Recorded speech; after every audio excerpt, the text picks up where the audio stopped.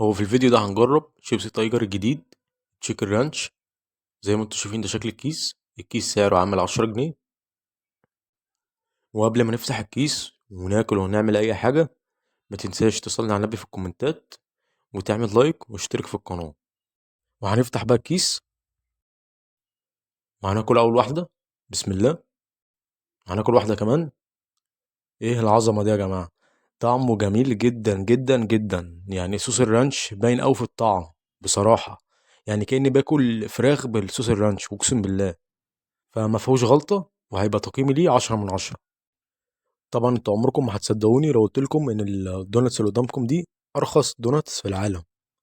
الدوناتس دي سعرها عامل 10 جنيه، يعني بما يعادل الدولار الامريكي 21 سنت.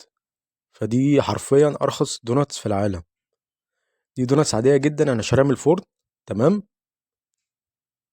وزي ما انتوا شايفين ده شكل الدوناتس، حجمها مناسب جدا بالنسبة للدوناتس اللي بتتباع في المحلات المشهورة. وهي عبارة عن شوكولاتة وعليها وايت شوكليت. هناكل بقى بسم الله. هو اول حاجه العجينه بتاعت الدوناتس طعمها كويسه مش وحش خالص. تاني حاجه الشوكولاته طعمها مش احسن حاجه، او يمكن كمان الدرجه بتاعتها مش احسن حاجه، بس شغاله. يعني ما تنساش ان دي دوناتس ب10 جنيه. وقبل ما اقيمها ما تنساش تخبط لايك وتشترك في القناه. عموما تقييمي ليها هيبقى 7 من 10. معانا النهارده تاني طعم من البيك شيبس، طعم الكبده الاسكندراني.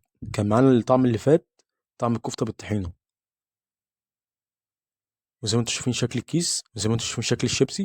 هناكل بقى اول واحده كده نجربها. بصوا اول حاجه الشيبسي مشطشط، نفس الكفته بتاعها كان مشطشط برضو. فمش عارف ليه هم متعمدين يحطوا شطه في الاطعمه الجديده. بس بصراحه هو طعمه حلو عشان ما يبقاش كداب يعني. فهيبقى تقييمي ليه 9 من 10، لانه طعمه حلو وعجبني. يعني انصحكم تجربوه اكتر كمان من الكفته والطحينه. وبس كده، واعمل لي لايك واشترك في القناه. احنا عارفين ان تانج مقاطعه، فتعالى اقول لك على افضل بديل لتانج. فروتي. اشتريت كيس فروتي بالاناناس، وفروتي ده افضل بديل لتانج، لان هو ده افضل بديل لتانج. اي حاجه تانية ما انصحكوش ان انتوا تشتروها بصراحه يعني. فانا اشتريت كيس فروتي بالاناناس ب5 جنيه. بعد كده هجيب كوبايه ميه، كوبايه زي دي بالظبط بس ما تملاش على اخرها يعني. وهنفضي الكيس في الميه. بعد هنشرب بقى بسم الله.